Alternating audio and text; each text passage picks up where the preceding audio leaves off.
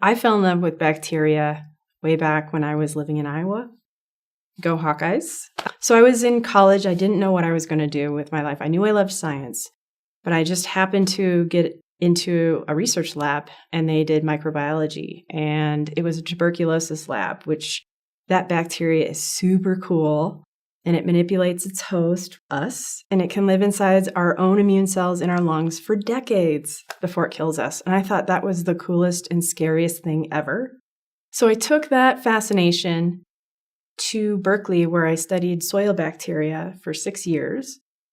A little bug called Myxococcus xanthus, and he lives in the soil. And I studied him and his brethren and how they respond when they are exposed to antibiotics or toxins or nutrient stress. And they are so cool in how they can respond and survive that stress and how they communicate with one another. So I really learned how, not just, when people think of bacteria, they think of a single microorganism, right? But they're very social organisms and they travel in packs and they talk to one another just like humans do. And I think it's the coolest thing.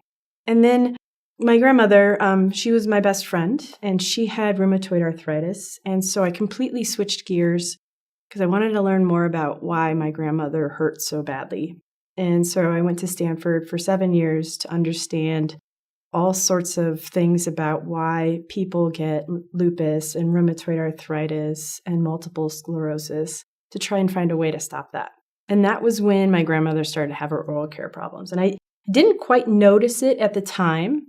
But she had stopped smiling when I went to go visit, and she didn't want to smile in pictures.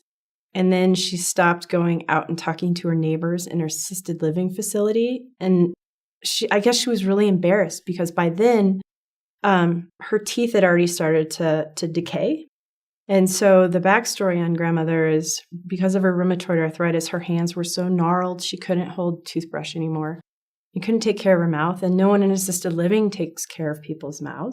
I can tell you they are very overworked, underpaid, and they know they wish they had time to make the rounds and brush everyone's teeth every day. But honestly, it's at the bottom of the list. So it turns out that's they themselves would like to have an approach to provide extra care for their residents. And I'm thinking they're going to be very strong proponents for what we're doing. I was over 1,000 miles away, and I didn't know what was going on. And I have a lot of guilt because of it, because I'm, of all people in our family, I'm the one with the skill set that could have helped her.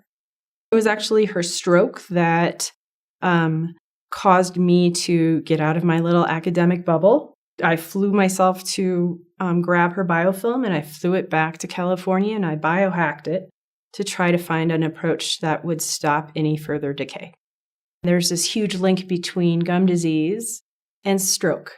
And then I talked to my mom, and my mom had told us that, she had had a couple of teeth that were already extracted. The decay was that significant.